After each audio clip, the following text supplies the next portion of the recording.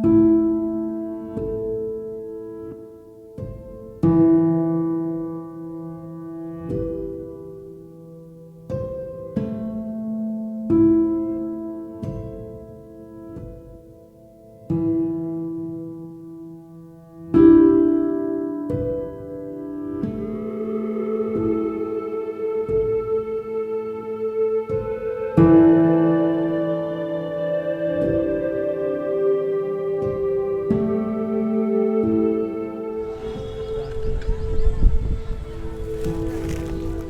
के अल्फाज हैं। मैं निकलने के बाद इसको कुरान को उठाने के लिए आया था, लेकिन बिजली की वजह से बचा नहीं पाया।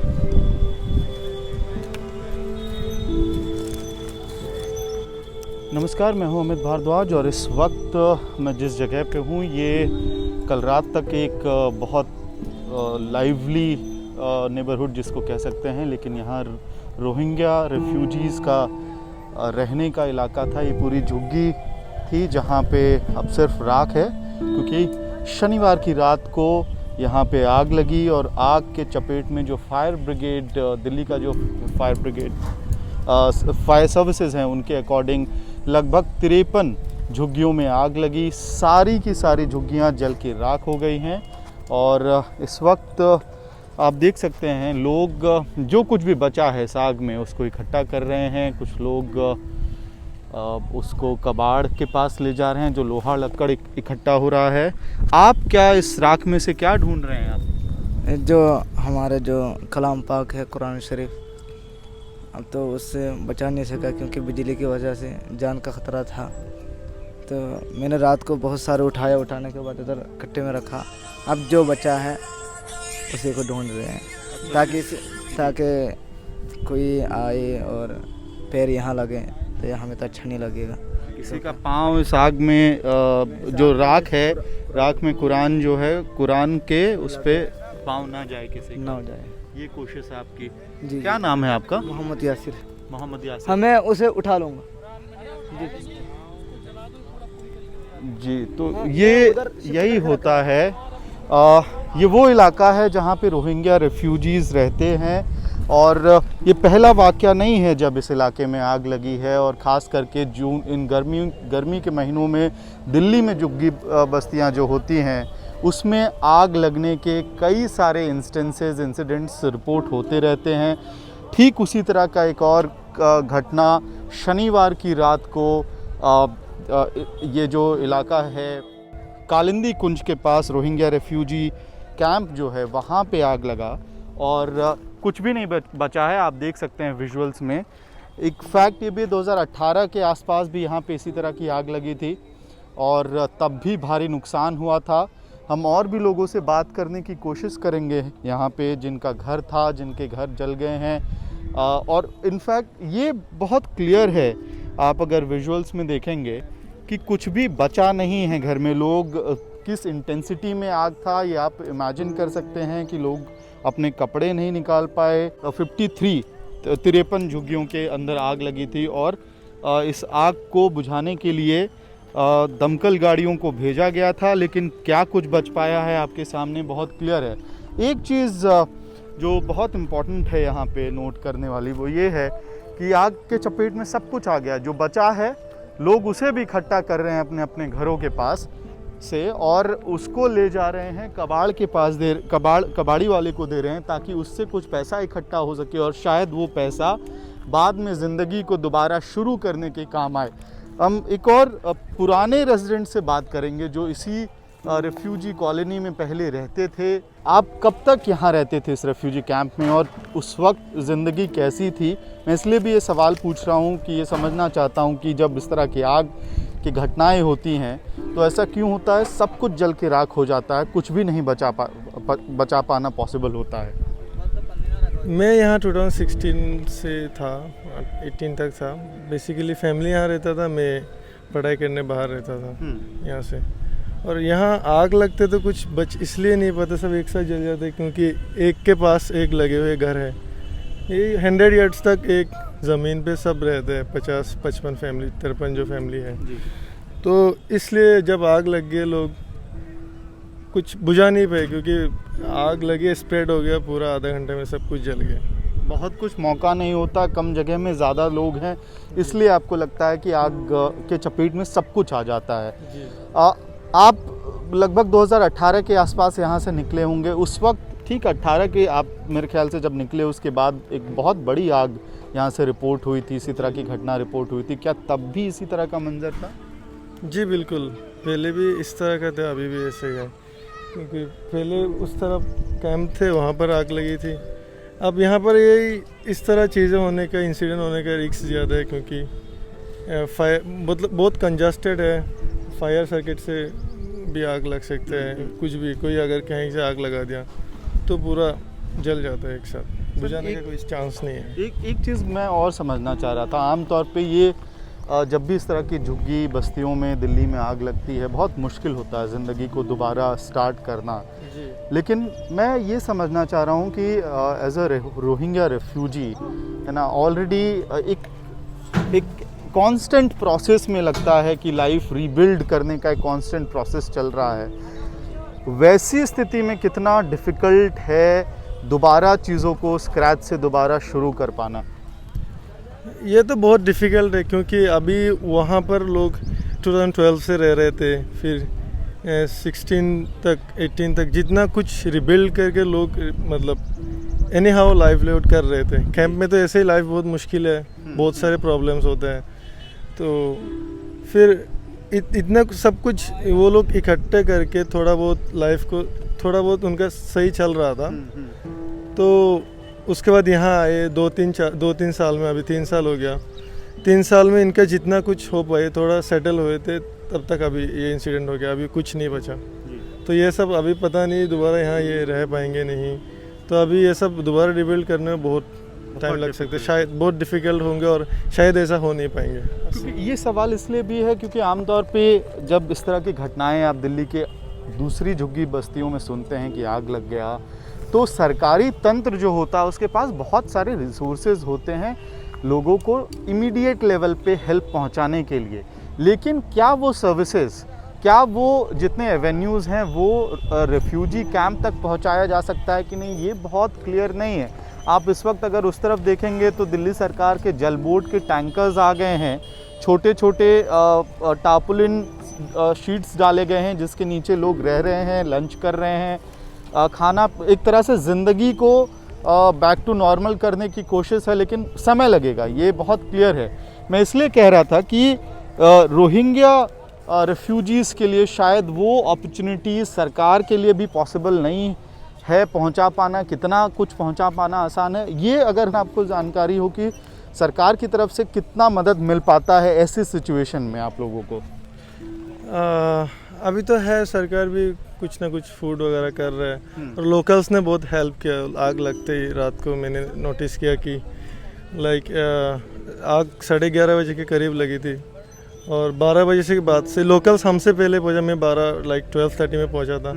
यहाँ के लोकल्स आके बहुत हेल्प किया, लाइक उनका नाश्ता वगैरह का इंतज़ाम 2-3 बजे कर दिए थे, फिर सुबह खाना को लेके जो है बहुत जल्दी लोकल्स बहुत हेल्पफुल है, काम बहुत मदद की। तो हुसैन पहले यहीं रहते थे अपने परिवार के साथ, अब आपका परिवार यहाँ से मूव आउट कर चुका है क्योंकि आप लोग उन्हें पढ़ाई करके और फिर जो अपॉर्चुनिटीज़ अवेलेबल थी वो लाइफ बेटर करने के लिए वो ऑप्शंस चुने, राइट? जी बिल्कुल बिल्कुल। इस वक्त आप क्या कर रहे हैं हुसैन?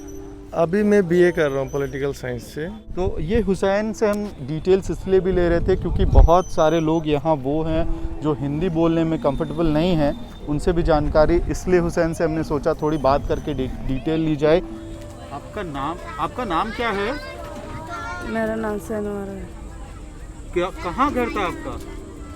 यहाँ जो जल गया वहाँ पे। चल गया। कितने बजे के आसपास आग लगी, कुछ ध्यान है?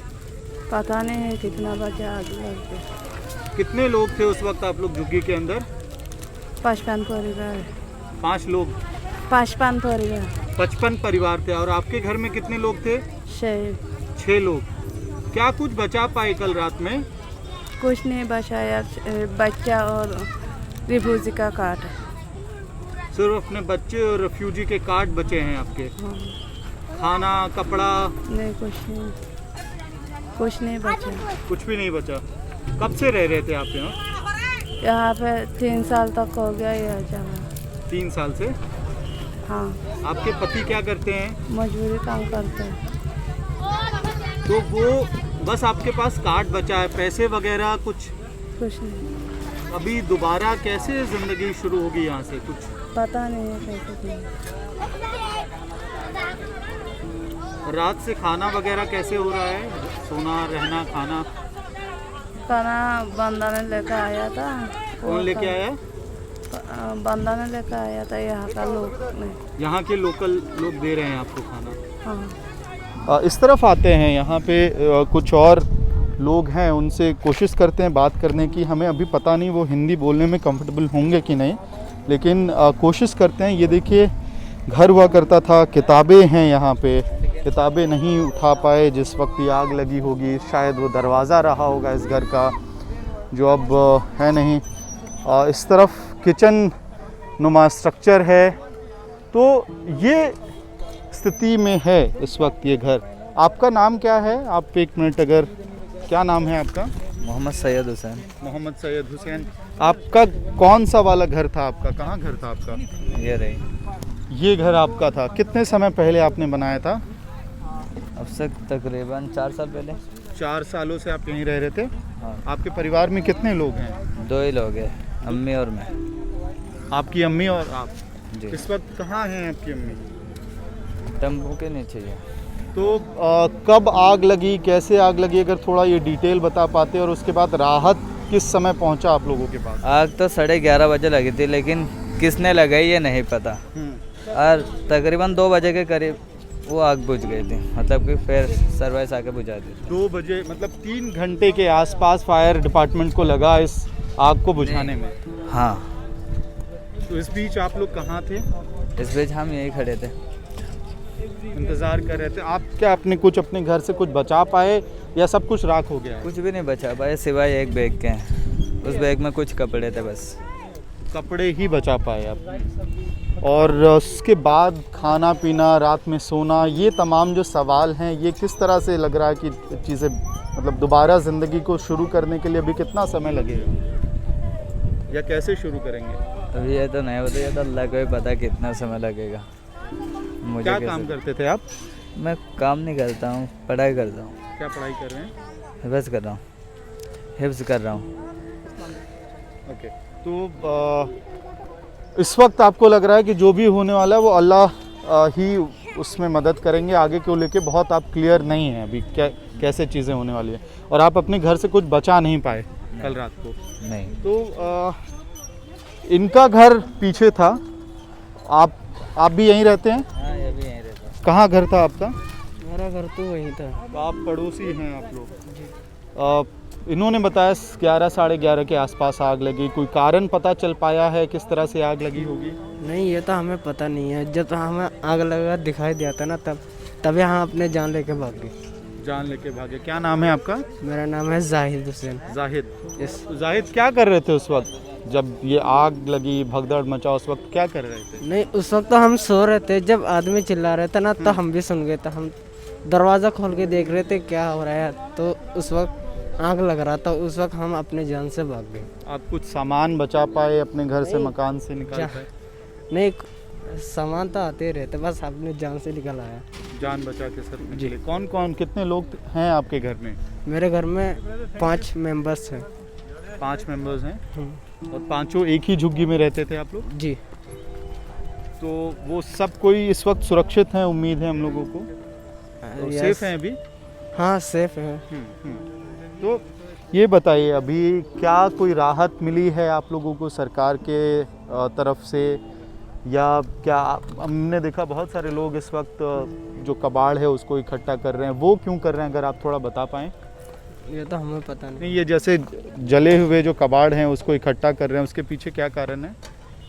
वो तो बेचने के लिए कर वो रहे हैं। बेचने के लिए। क्या उससे थोड़ा बहुत पैसा आ जाएगा? उससे तो जो भी मिल जाएगा वो अपना खर्चा उठा पाएंगे इसलिए। जैसा कि मैं शुरू में कह रहा था आपको कि जो बचा हुआ कबाड़ है उसको इकट्ठा किया जा रहा है ताकि उससे ज़िंदगी आगे चलाने में मदद मिल पाए। इस वक्त आप देखिए, ये विजुअल्स इसलिए भी इम्पॉर्टेंट हैं। जो यंग लड़के हैं वो अलग अलग झुग्गियों में जा रहे हैं जो घर हुआ करते थे पहले, और उसमें से ध्यान से जो रिलीजियस स्क्रिप्चर्स हैं अगर उसके कोई पार्ट हैं बचे हुए इस राख में, उसको इकट्ठा करके जो इज़्ज़त है उसकी वो देने की कोशिश की जा रही है, एक जगह पे इकट्ठा किया जा रहा है ताकि वॉलंटियर्स हैं या जो लोग मदद करने आ रहे हैं या जो पत्रकार कवर कर रहे हैं उनके पाँव इन स्क्रिप्चर्स पे ना पड़े। तो एक कोशिश है, ज़िंदगी थी इसी रेफ्यूजी कैंप में, और वो कल रात एक आग में कहीं ना कहीं उस पूरे प्रोसेस को झटका लगा है, रुक गया है। जो कुछ भी कई सालों में लोगों ने इकट्ठा करके इस रेफ्यूजी कैंप में, इन झुग्गियों में अपना घर बनाने की कोशिश जो की थी और जहाँ पे उनकी ज़िंदगी चल रही थी, वो सब कुछ जल की राख हो गया है। कोविड-19 का दौर है, हम सबको कहते हैं कि घर के अंदर रहना चाहिए, लेकिन तब क्या करें जब आपका घर ही जल के राख हो जाए, ये एक बड़ा सवाल है। ये वो महीना भी है जून का जब दिल्ली में सिर्फ 2 तरह का मौसम होता है, या तो चिलचिलाती हुई गर्मी धूप होती है या बारिश, और दोनों ही स्थिति में सवाल ये है कि जब आपके सर के ऊपर छत ना हो तो आप क्या करेंगे। इस वीडियो को यहीं ख़त्म करते हैं इस विजुअल के साथ, जहां लोग जले हुए घर से ही अपनी ज़िंदगी दोबारा शुरू करने की कोशिश कर रहे हैं।